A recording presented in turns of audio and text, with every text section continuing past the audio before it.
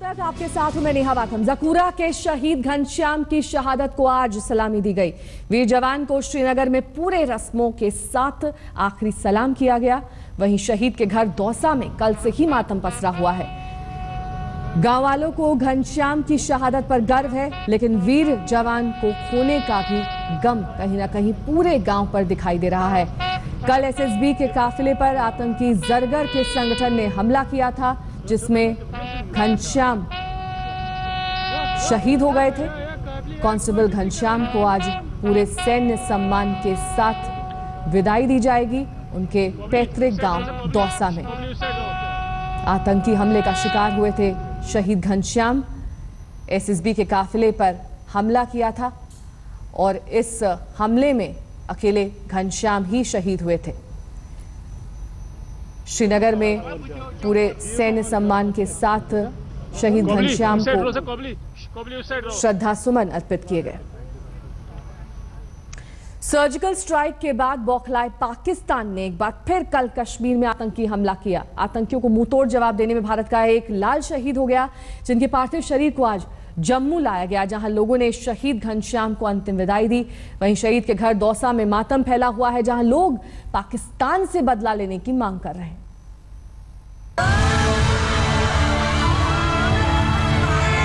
वापिस surgical strike होनी चाहिए, आतंकवाद को बिल्कुल साफ करना चाहिए पाकिस्तान से। जान गई है, उसके लिए मोदी जी को पाकिस्तान से आर पार की लड़ाई लड़नी चाहिए।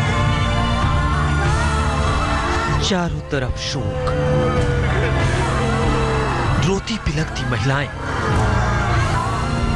क्या बच्चे क्या बुजुर्ग, किसी ने अपना भाई खोया, किसी ने अपना बेटा।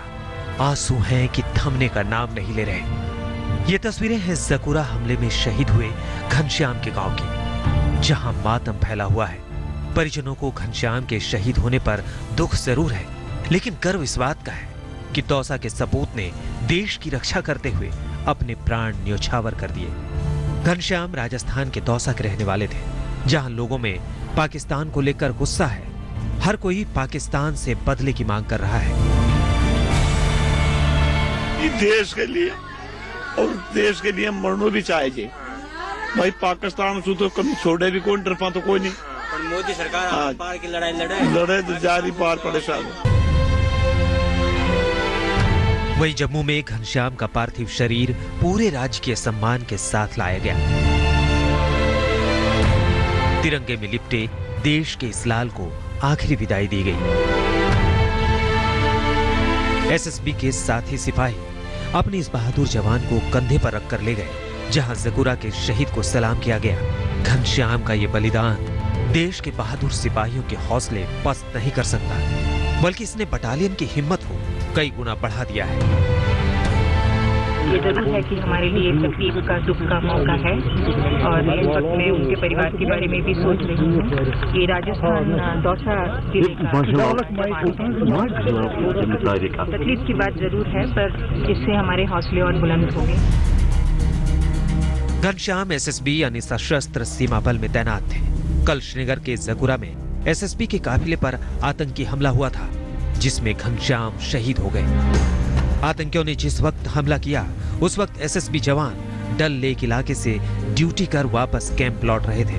माना जा रहा है कि आतंकियों का निशाना सीआरपीएफ का कैंप था, लेकिन अपनी जान पर खेलकर जवानों ने आतंकियों को करारा जवाब दिया और घनश्याम जैसे देश के बहादुर सिपाहियों की बदौलत आतंकियों की एक बड़ी साजिश नाकाम हो गई। घनश्याम भले ही हमें छोड़कर चले गए हों, लेकिन हिंदुस्तान घनश्याम के इस बलिदान को कभी नहीं भूलेगा। सुजाउल हक, जम्मू, आज तक। शहीद घनश्याम के गांव दौसा में मातम पसरा हुआ है। गांव वालों और साथ ही परिवार वालों का क्या कुछ कहना है उनकी शहादत पर, सुनिए। इंडिया के आदमी पाकिस्तान से लड़ाई लड़ना चाहते, आतंकवाद को खत्म करना चाहते। हमारा भाई, छोटा भाई 21 साल का शहीद हुआ है, हमें उसको बहुत दुख है। गर्व भी है कि हमारा ऐसा भाई होना चाहिए और देश की रक्षा करना चाहिए। और सरकार से हमारी आर पार की लड़ाई की उम्मीद है। चाहे हमारा 5 साल का भी हिंदुस्तानी पैदा होगा तो वो पाकिस्तान से जरूर लड़ाई लड़ेगा, ये हमको पाकि उम्मीद है। हमारा भाई शहीद हो गया, हम गर्व है इस बात का। ऐसा शहीद हमारा चाहे कितने ही हो जाए, लेकिन हम लड़ाई आर पार के लड़ेंगे। तो देश के लिए शहीद हुआ है, उसके बाद मेरे को गर्व है और इस बात का गहरा दुख भी है कि अभी तक 21 साल का था वो वापस सर्जिकल स्ट्राइक होनी चाहिए। आतंकवाद को बिल्कुल साफ करना चाहिए पाकिस्तान से।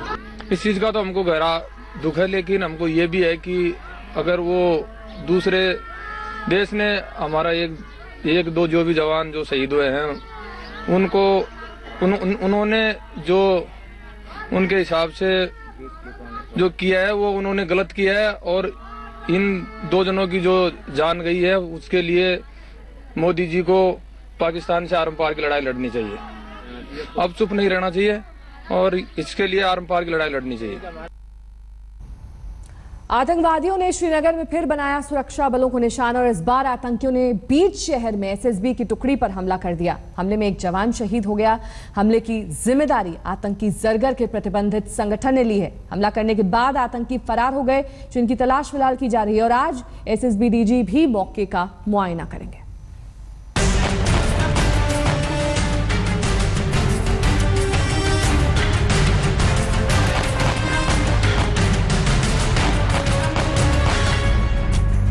श्रीनगर से 12 किलोमीटर दूर जकूरा का यह इलाका शुक्रवार शाम करीब 7 बजे आतंकवादियों की फायरिंग से दहल उठा।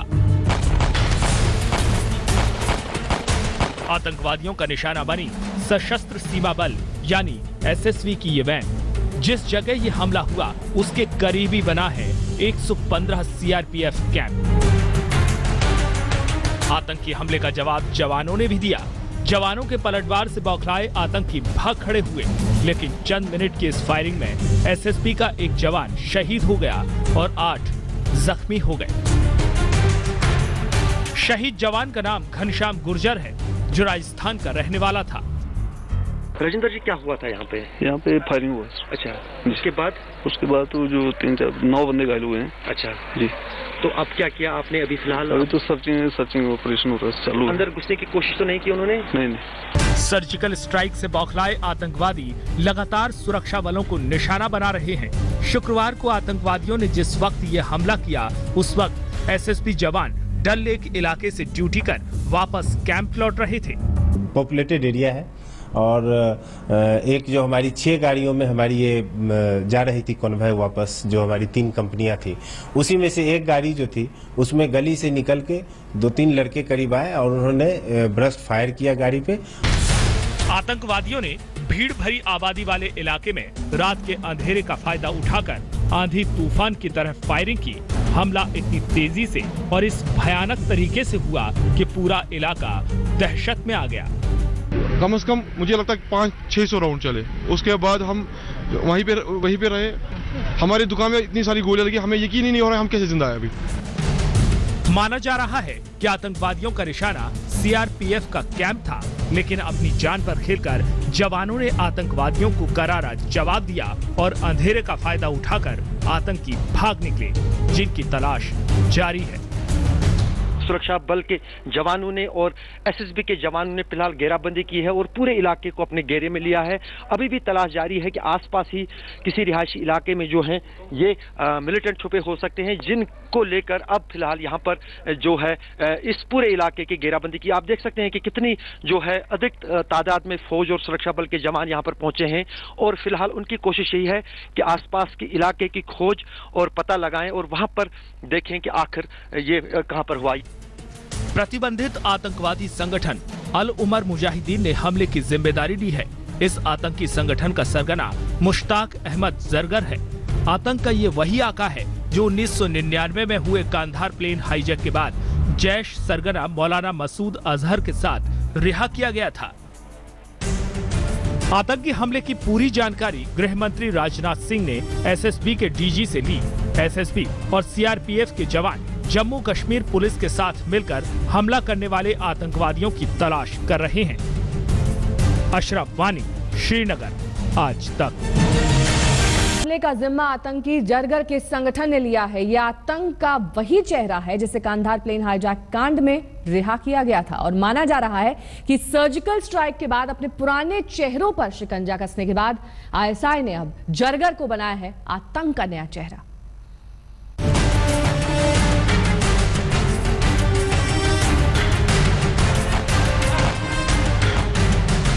17 साल बाद जागा आतंक का अजगर।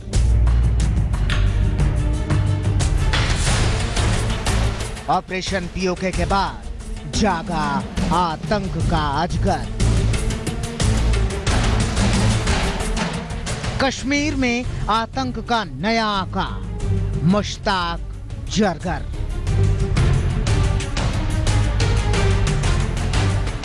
श्रीनगर में बीच आबादी में एसएसबी जवानों पर हमले का जिम्मा एक ऐसे आतंकी गुट ने लिया है जिसका मास्टरमाइंड खूंखार आतंकवादी मुश्ताक अहमद जरगर है। आतंक का ये वही अजगर है जिसे 17 साल पहले 1999 में कंधार कांड के बाद रिहाई मिली थी।